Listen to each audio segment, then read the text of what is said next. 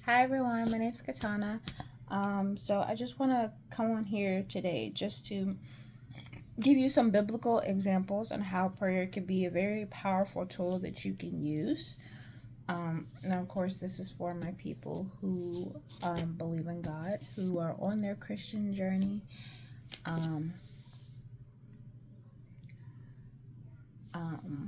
but yeah, I just want to give you some biblical examples on how prayer can be a powerful tool in the spirit realm.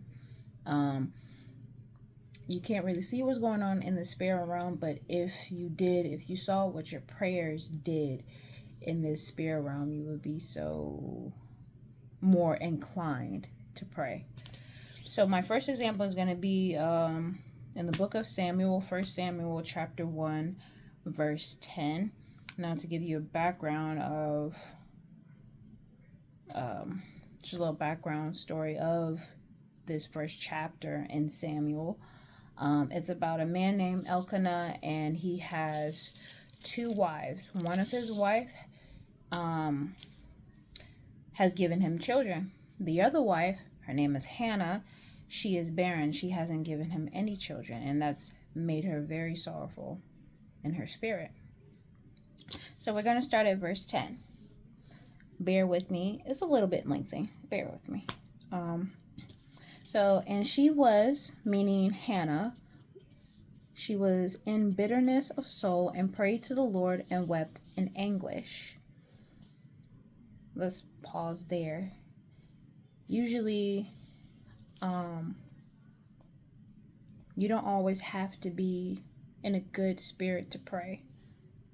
The best time to come to God is when when your soul is in anguish, when your spirit is in turmoil. That's the best time to come to God, because that's when you can feel like the most relief, the most at peace. Moving on, verse 11. Then she made a vow and said, O Lord of hosts, if you will indeed look on the affliction of your maidservant and remember me, and not forget your maidservant, but will give your maidservant a male child, then I will give him to the Lord all the days of his life, with no razor shall come upon his head. Verse 12. And it happened as she continued praying before the Lord that Eli watched her mouth. Now, Eli is the priest. Now, Hannah spoke in her heart, only her lips moved, but her voice was not heard. Therefore, Eli thought that she was drunk. So Eli said to her, How long will you be drunk? Put your wine away from you. But Hannah answered and said, No, my lord, I am a woman of sorrowful spirit. I have drunk neither wine nor intoxicating drink, but have poured out my soul before the Lord. Do not consider your maidservant a wicked woman, for out of the abundance of my complaint and grief I have spoken until now. Verse 17, Then Eli answered and said, Go in peace, and the God of Israel grant your petition, which you have asked of him. And she said, Let your maidservant find favor in your sight.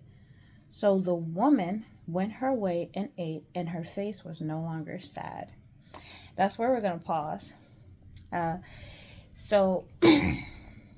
Actually, that might be my only example of like how prayer can be powerful. Yeah, I'm gonna make that my only example, just to save time, because I want to dissect this a little bit.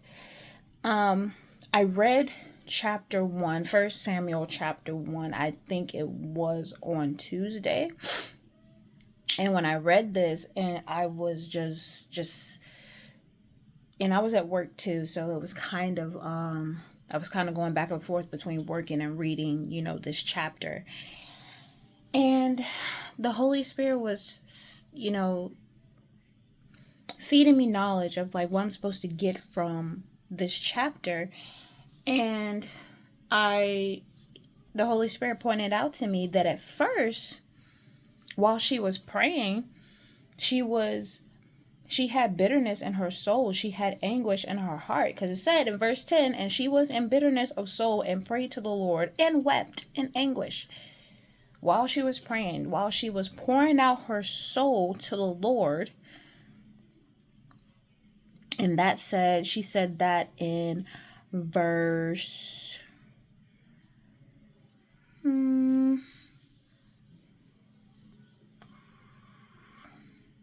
What verse did she say that in? I just said that. Right here, verse 15. She says, but have poured out my soul before the Lord. She was pouring out her soul to the Lord. She has such anguish and sorrow in her heart that she was barren and she was not able to conceive. But as we go further down, as we read, the verses 10 through 18, we see that after she prayed and after she talked to Eli the priest, after Eli said, go and know that the God of Israel will grant you your petition. He will grant you what you have asked. She asked for a child, a male child. And Eli was saying, go and know that your prayer of God granting you a child will be answered. So after she gets done talking to Eli, and Eli said that to Hannah, Hannah went her way and ate, and her face was no longer sad. Now, if I would have read, the entire, if I were to read from the beginning of chapter 1 of the, 1 Samuel, you would have known that Hannah was not eating. That's how depressed she was, because sometimes depression can make you lose your appetite. She was not eating. So that's why, the Bible states that specifically she went her way and she ate. To let you know that after she prayed, she started getting her appetite back. Her face no longer was sad. She started to have some peace within her spirit.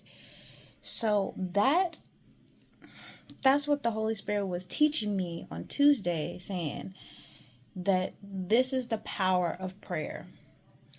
Yes, when you come to God in prayer, when you are so sorrowful in your heart, sorrowful in your spirit, and you come to God in prayer and you just release all of that to Him, you just lay all your burdens at His feet, cast your burdens onto the Lord, for He cares for you. When you do all of that and you come out of prayer feeling lighter, you come out of prayer feeling joyful, you come out of prayer feeling at peace. And that's basically what I'm trying to teach you guys. What I'm trying to prove to you guys biblically by using the Bible, that Hannah was no longer sad after she prayed, and it clearly says that in the verse. Again, it's 1 Samuel chapter 1 verses 10 through 18. You can find that in there. So those of you, because I have to also say that to myself, like, prayer is such a powerful thing, because I really don't pray like talk about it, like compare like a prayer's life of a veteran Christian to like my prayer life. It don't match up, and it's not going to match up. It's really not going to match up at all. Nobody's prayer life is the same.